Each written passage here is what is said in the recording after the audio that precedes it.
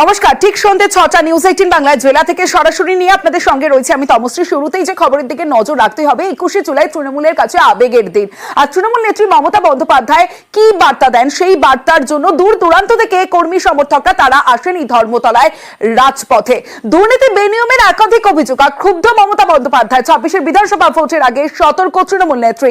জনপ্রতিনিধি ও নেতা কর্মীদের উদ্দেশ্যে তার হুঁশিয়ারি দিলেন তৃণমূল সুপ্রিমো মমতা বন্দ্যোপাধ্যায়, ব্যবস্থা নেওয়ার কথাও বললেন তিনি।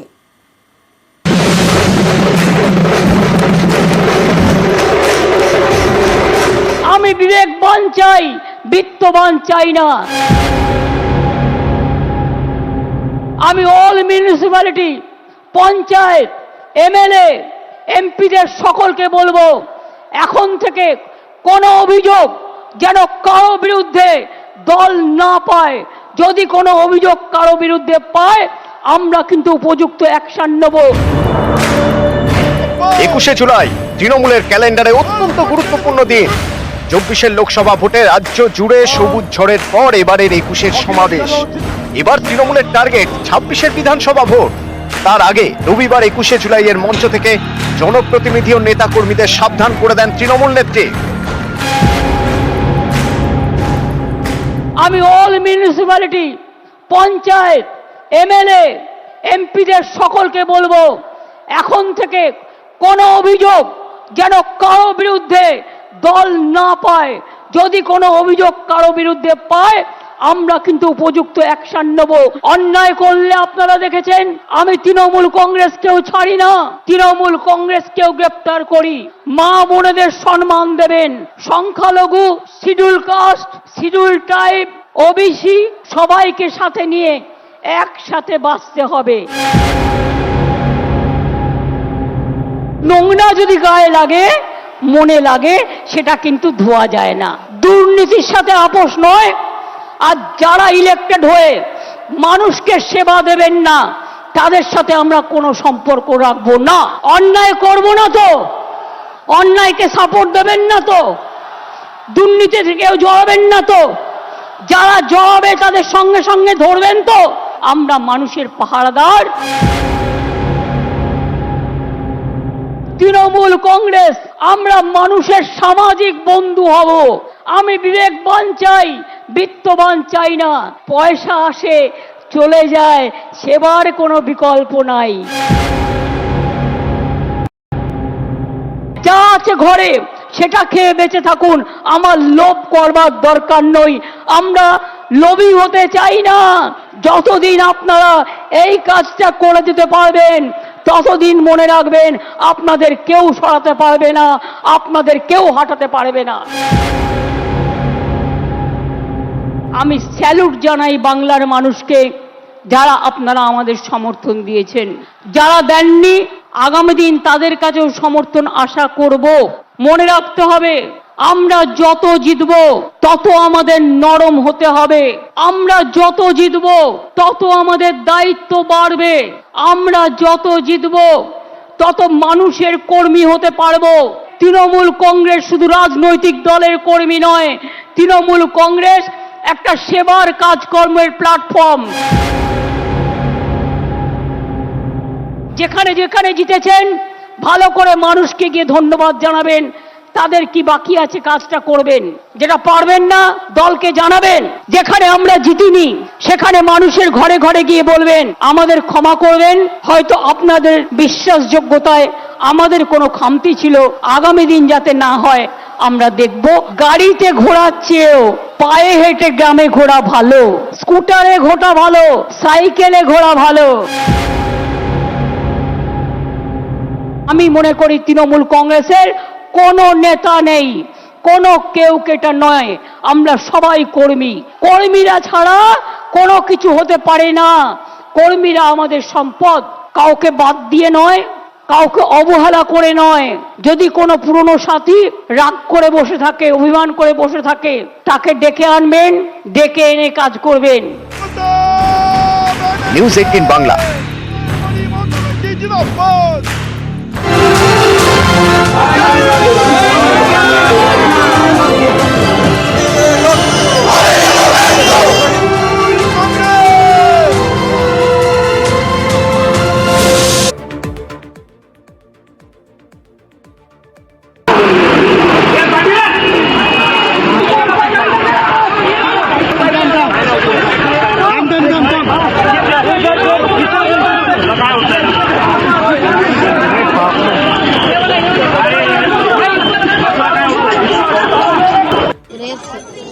জন্মদিন, স্নান করে সেজেগুজে খেতে হাজির, থালা ভর্তি ফলমূল, তরমুজ, আপেল, আরো কত কি। এত খাবার দেখে দারুণ আনন্দ।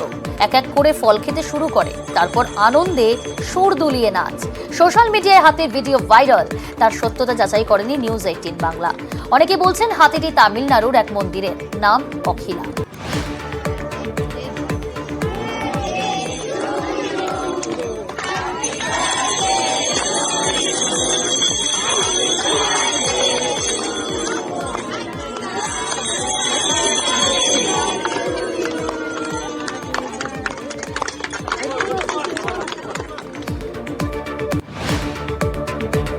ভারী থেকে অতি ভারী বৃষ্টি, ফের বৃষ্টিতে বিপর্যস্ত বাণিজ্য নগরী মুম্বাই। মাঝে মাঝে বৃষ্টি থামলেও বিভিন্ন জায়গায় জল জমে যায়। লোকাল ট্রেন পরিষেবা ব্যাহত, রাস্তায় জল জমে যানজট। অবিরাম বৃষ্টিতে চরম দুর্ভোগ। শনিবার বিকেলে পাঞ্জাবের মোগা এলাকার পাওয়ার হাউসে আগুন। সিংহনওয়ালা গ্রামে ভয়াবহ।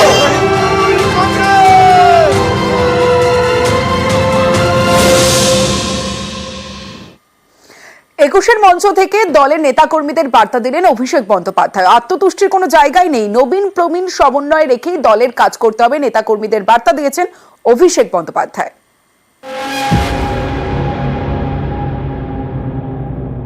যদি আমরা ভেবে থাকি যে আগামী লড়াইয়েও আমরা জিতবো, তাহলে আত্মতুষ্টির কোনো জায়গা নেই। শৃঙ্খলা পরায়ণ আমাদের হতে হবে। আমি বলেছিলাম 2021 সালের 21শে জুলাইয়ে যে যারা তৃণমূলে 21-এর নির্বাচনের আগে নিঃশ্বাস নিতে কষ্ট হচ্ছে, দম বন্ধ হয়ে আসছে বলে তৃণমূল ছেড়ে বিজেপিতে গেছিল, আবার যখন ফিরে আসতে চেয়েছে আমরা কয়েকজনকে দলে নিয়েছি। আমি কথা দিয়েছিলাম যারা দলে ঢুকছে তাদের কাউকে তৃণমূল কংগ্রেসের একটা সৈনিকের উপর ছড়ি ঘোরাতে দেবো না। 3 বছর পর আজকে তারা পারেনি। যারা নতুন তৃণমূলে এসছেন তাদেরকে তৃণমূলের সংগ্রাম, নেত্রীর লড়াই, 21শে জুলাইয়ের ইতিহাস সম্পর্কে জানতে হবে। আর পুরনোরা যারা আছেন তাদেরকেও নতুনকে সাথে নিয়ে আগামী দিন দলকে আরো শক্তিশালী করার জন্য মাঠে নেমে লড়াই করতে হবে। পুরনোদের অভিজ্ঞতা আর নতুনদের উৎসাহ উদ্দীপনা দুটোই তৃণমূলের একই বৃন্তে দুটো কুসুম। অযথা কোন রকম কোনো বাগ বিতণ্ডায় জড়াবেন না, আমাদের সংযত থাকতে হবে। শিক্ষক নিয়োগ দুর্নীতিতে গ্রেফতার হয়েছেন পার্থ চট্টোপাধ্যায়। নিট কেলেঙ্কারির জন্য কেন গ্রেফতার নন কেন্দ্রীয় শিক্ষামন্ত্রী ধর্মেন্দ্র প্রধান? কেন এই দ্বিচারিতা? 21-এর মঞ্চ থেকে প্রশ্ন তুললেন অভিষেক বন্দ্যোপাধ্যায়। কোন দুর্নীতির সঙ্গে কোন দুর্নীতির তুলনা করছেন? পাল্টা প্রশ্ন ছুড়ে দিলেন বিজেপির শ্রমিক ভট্টাচার্য।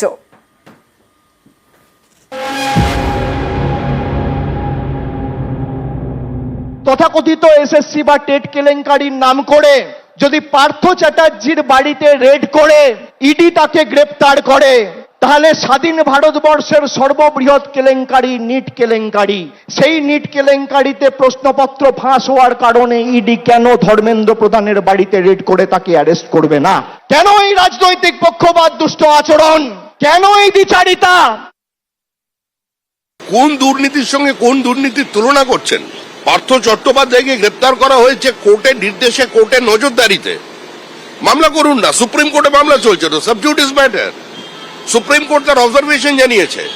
প্রথমে সুপ্রিম কোর্টই বলেছিল কোনো পেপার লিকেজ নেই, তারপরে এই সরকার এই দুর্নীতি রুখতে বদ্ধপরিকর, জিরো টলারেন্স দেখিয়েছে। সারা ভারতব্যাপী বিভিন্ন জায়গায় বহু মানুষকে গ্রেপ্তার করা হচ্ছে, নির্মূল করে দেওয়ার প্রচেষ্টা হচ্ছে, তাতে ওর দলের লোকজন ধরা পড়বে, বেশি দূরে নেই। রাজনৈতিক কর্মসূচি থেকে সাময়িক বিরতি নিয়ে লোকসভার ফলের পর্যালোচনা করেছেন অভিষেক বন্দ্যোপাধ্যায়। 3 মাসে তার ফল দেখতে পাবে দল। 21-এর মঞ্চে দাবি করেছেন তৃণমূলের সর্বভারতীয় সাধারণ সম্পাদক অভিষেক বন্দ্যোপাধ্যায়। পুরসভায় যারা দায়িত্বে আছেন, পঞ্চায়েতে যারা দায়িত্বে আছেন, তাদের কর্মীদের কথা ভাবতে হবে, নিজের কথা ভাবলে চলবে না।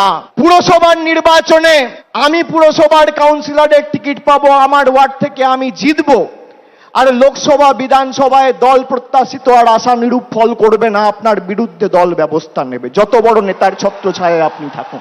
গায়ে গতরে আপনি যে পরিশ্রম আপনার নির্বাচনে করেন, সেই পরিশ্রম প্রত্যেকটা নির্বাচনে করতে হবে। এই যে 1-1.5 মাস কোন রাজনৈতিক কর্মসূচিতে আপনারা আমাকে দেখেননি, তার কারণ পর্যালোচনার কাজে আমি ব্যস্ত ছিলাম। আগামী 3 মাসের মধ্যে এর ফল আপনারা দেখবেন। আমি বলেছিলাম 2021 সালের 21শে জুলাইয়ে যে যারা তৃণমূলে 21-এর নির্বাচনের আগে নিঃশ্বাস নিতে কষ্ট হচ্ছে, দম বন্ধ হয়ে আসছে বলে তৃণমূল ছেড়ে বিজেপিতে গেছিল, আবার যখন ফিরে আসতে চেয়েছে আমরা কয়েকজনকে দলে নিয়েছি। আমি কথা দিয়েছিলাম যারা দলে ঢুকছে তাদের কাউকে তৃণমূল কংগ্রেসের একটা সৈনিকের উপর ছড়ি ঘোরাতে দেবো না। 3 বছর পর আজকে তারা পারেনি। 21শে জুলাই তৃণমূলের হাই ভোল্টেজ সভা ধর্মতলায় 21শে জুলাইয়ের সমাবেশ, আর এই সমাবেশে যোগ দিতে সকাল সকাল রওনা, দল বেঁধে ট্রেনে বাসে, কেউ সাজলেন কেউ গাইলেন।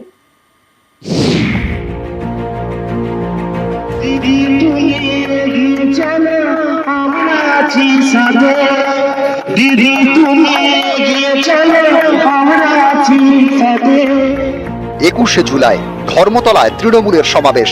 সকাল থেকে জেলায় জেলায় বিভিন্ন পয়েন্টে তৃণমূল কর্মী সমর্থকদের ভিড়, কেউ সাজলেন কেউ গাইলেন, যেমন বর্ধমান স্টেশন চত্বর। এখানে এই তৃণমূল সমর্থকের গলায় বক্স, হাতে মাইক, গাইতে গাইতে বর্ধমান থেকে ধর্মতলা।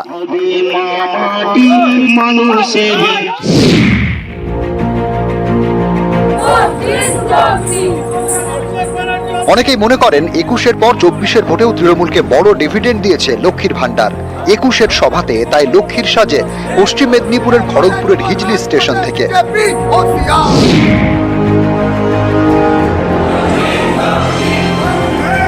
হুগলির ব্যান্ডেলেও লক্ষ্মীর ভান্ডার।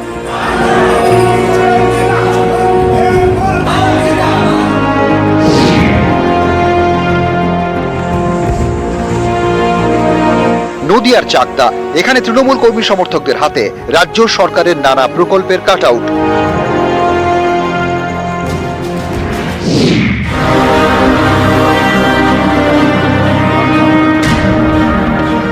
হুগলির ডানকুনি টোল প্লাজা, এখানে তৃণমূল শ্রমিক সংগঠনের নেতাকর্মীদের এক পোশাক, সকলেই পাঞ্জাবি পাজামায়।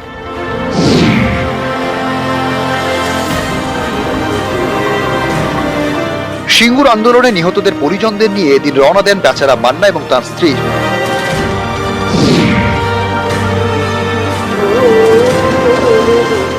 সিঙ্গুরের রতনপুর মোড়েও সকাল থেকে ব্যস্ততা, দুর্গাপুর এক্সপ্রেসওয়ে ধরে সোজা ধর্মতলা।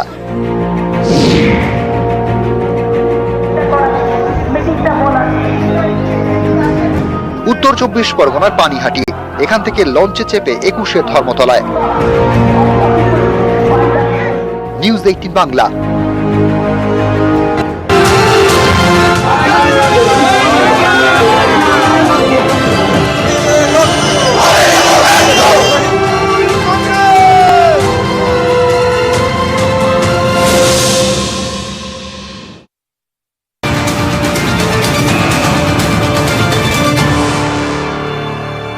ফের দিলীপ ঘোষের নিশানায় দল, 24-এর ফলের জন্য অনভিজ্ঞতাই দায়ী দিলীপের মন্তব্যে ফের বিতর্ক বিজেপিতে। দিলীপ ঘোষ তিনি কি মন্তব্য করেছেন প্রথমে শোনাবো। আমাদের লড়াইয়ের ফলেতে 77 আমরা পৌঁছেছিলাম, আশা করেছিলাম 100 বেশি সিট পাবো, সরকার হয়ে যাবে। সাধারণ মানুষ বলছিল, পুলিশ কর্মচারী ধরে নিয়েছিল আমরা জিতবো, কিন্তু হয়নি। তার মানে কোথাও আমাদের কাছে আমাদের অভিজ্ঞতা কম আছে। আমরা সংগঠন জানি, আন্দোলন জানি, কিন্তু ভোট করাতে জানি না। ভোট কি করে করাতে হবে সেটা জানতে হবে, শিখতে হবে।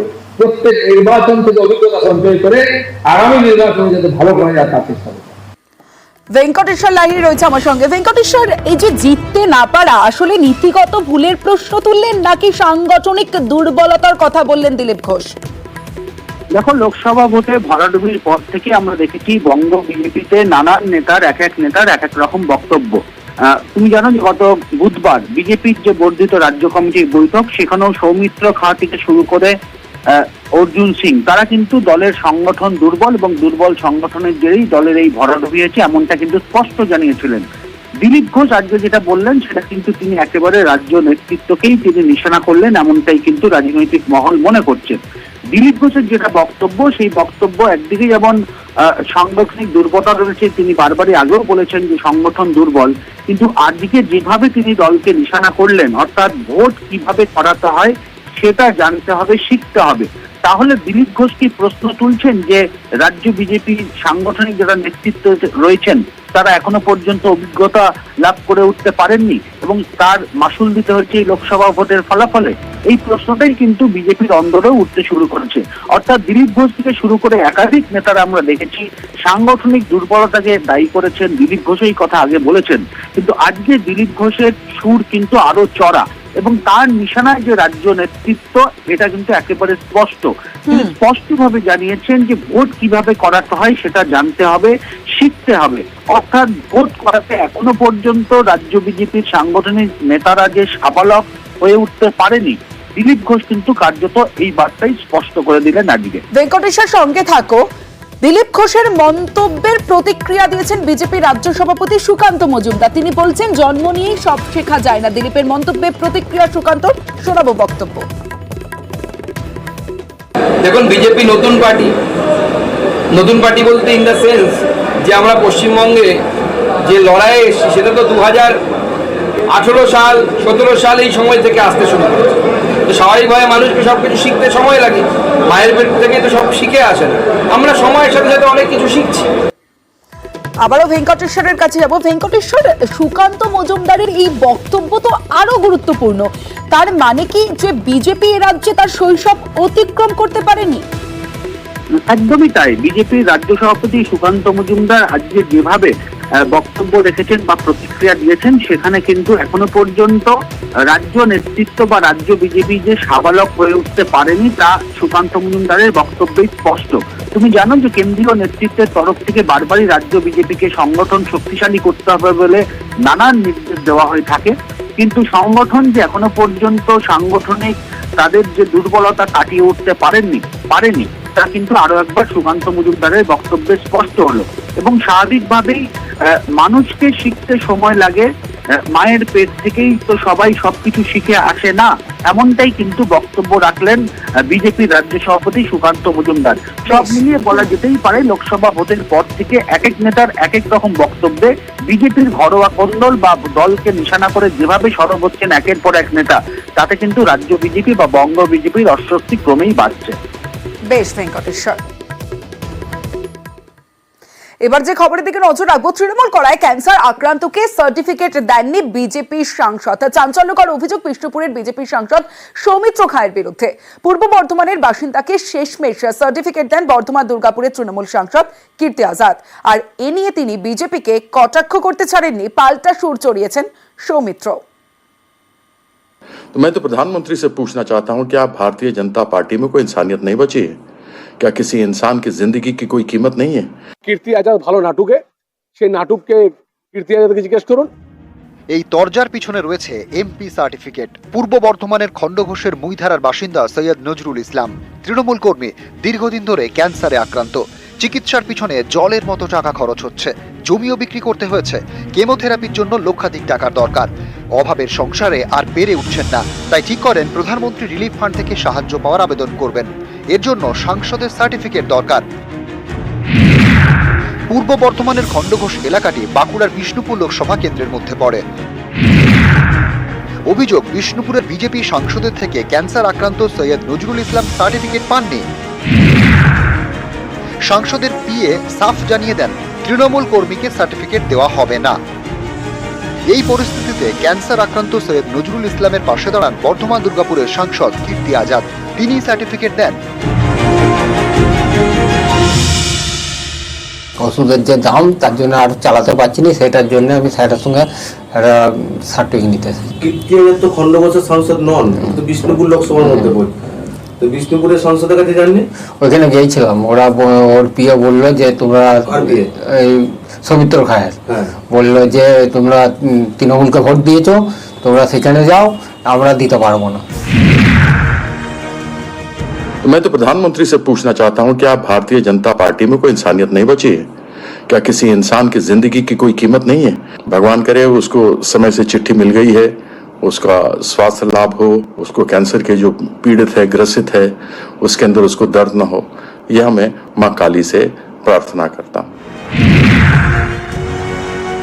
কীর্তি আজাদ ভালো নাটকে, সেই নাটককে কীর্তি আজাদকে জিজ্ঞেস করুন এবং যদি চিকিৎসা না পেয়ে থাকেন আমার সঙ্গে যোগাযোগ করবেন, এইমসে ভর্তি করে দেবো।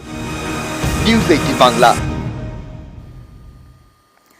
জেলা থেকে সরাসরিতে এবার শক্তিগড়ের ছবিটা আপনাদের দেখাই। দেখুন, শক্তিগড়ে যে ছবি আপনারা দেখছেন, পচা ল্যাংচার কারবার, প্রশাসনিক অভিযান, আর সেই অভিযানে পর্দাফাঁস। 300 কেজি পচা ল্যাংচা বাজেয়াপ্ত করেছে প্রশাসনের আধিকারিকরা। কারণ প্রশাসনিক অভিযানেই পর্দাফাঁস। শক্তিগড়ে পচা ল্যাংচার কারবার। সরাসরি চলে যাব, আমার সঙ্গে আমার প্রতিনিধি শরদিন্দু রয়েছে, শরদিন্দুর সঙ্গে কথা বলবো। শরদিন্দু, যে বিষয়টা জানতে চাইবো যে এই যে কারবার, একাধিক দোকানে যে অভিযান, কোনো অভিযোগের ভিত্তিতে প্রশাসনের অভিযান নাকি এমনি অভিযানে গিয়ে এটা ধরা পড়লো? দেখো, দিন চারেক আগেই কিন্তু প্রশাসনের পক্ষ থেকে অভিযান চালানো হয়েছিল। সেখানে রান্নাঘরের মান কেমন, কিভাবে রান্না হচ্ছে, সব বিষয় খতিয়ে দেখা হয়েছিল। খতিয়ে দেখার একটা কারণ কিন্তু আজকের দিনটা, অর্থাৎ 21শে জুলাই, এবং এই 21শে জুলাই তৃণমূলের সভা ফেরত হাজারে কর্মী তারা কিন্তু বাস বা গাড়ি দাঁড় করিয়ে ল্যাংচা খায় এবং বাড়ির জন্য ল্যাংচা নিয়ে যায়। তাই এখানের ল্যাংচা যদি খারাপ হয়, স্বাস্থ্যসম্মত না হয়, তাহলে একসঙ্গে অনেকের কিন্তু শরীর খারাপ হতে পারে। সেটা আঁচ করেই প্রশাসনের পক্ষ থেকে প্রথমে একবার অভিযান চালানো হয়েছিল, কিন্তু গতকালের অভিযান চললো একদম অতর্কিতে অভিযান চালানো হলো গোপন সূত্রে খবর পেয়ে। এবং সেই অভিযানে পাওয়া গেল কিনা বাড়িতে, গোডাউনে, অস্বাস্থ্যকর জায়গায় বস্তা হচ্ছে ল্যাংচা ভাজা হয়ে রয়েছে, এবং তাতে সাদা ছত্রাক জন্মে গেছে। তা ভাঙলেও ছত্রাক পাওয়া যাচ্ছে। একই বর্ষাকাল, তারপরে অন্তত 15-20 দিন আগে ভেজে রাখা হয়েছিল। বোঝাই যাচ্ছে, আর তারপরে প্রশাসন সেই বস্তা ল্যাংচা বাজেয়াপ্ত করে মাটির নিচে ফেলে দেয়। আসছে। এবার বাংলাদেশের আপডেটের দিকে নজর রাখবো, কারণ 21-এর মঞ্চ থেকেই বাংলাদেশের পরিস্থিতি নিয়ে বার্তা দিয়েছেন মমতা বন্দ্যোপাধ্যায়। বাংলাদেশে আটকে পড়াদের পাশে আছে রাজ্য, জানালেন মুখ্যমন্ত্রী মমতা বন্দ্যোপাধ্যায়। বাংলাদেশে নিয়ে যদি আপনাদের কোনো পরিবার থাকে, পরিজন থাকে, যদি কোনো সহযোগিতার দরকার হয়, আমি বাংলাদেশ নিয়ে কোনো কথা বলতে পারি না। যা বলার ইন্ডিয়া গভর্নমেন্ট বলবে। অসহায় মানুষ যদি বাংলায় দরজা খটখটানি করে, আমরা তাদের আশ্রয় নিশ্চয়ই দেব। এটা ইউনাইটেড নেশনসের একটা রেজুলেশন আছে। বাংলাদেশ নিয়ে আমরা যেন কোনো প্ররোচনাতে না যাই, আমরা যেন কোনো উত্তেজনাতে না যাই। আমাদের সহমর্মিতা, আমাদের দুঃখ, সে যারই রক্ত ঝরুক, তাদের জন্য আছে। আমরা দুঃখী, আমরাও খবর রাখছি।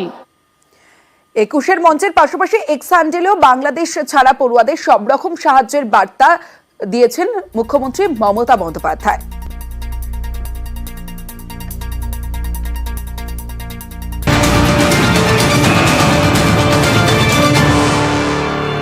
বাংলাদেশে ছাত্র বিক্ষোভের জের বাংলাদেশ ছাড়ছেন কাতারে প্রবাসী পড়ুয়ারা। রবিবার সকালেও দূতাবাসের প্রচেষ্টায় 322 জন পড়ুয়া ভারতে এলেন। আরো একবার জানিয়ে রাখি, ছাত্র বিক্ষোভের জের বাংলাদেশ ছাড়ছেন কাতারে প্রবাসী পড়ুয়া। আজও আসলেন দূতাবাসের প্রচেষ্টায় 322 জন পড়ুয়া ভারতে এলেন।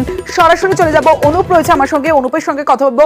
অনুপ, তারা কি জানালেন, ছাত্ররা কি পরিস্থিতি? কারণ বাংলাদেশে তো ভয়াবহ পরিস্থিতি, সেখান থেকে দেশ ছাড়তে হলো।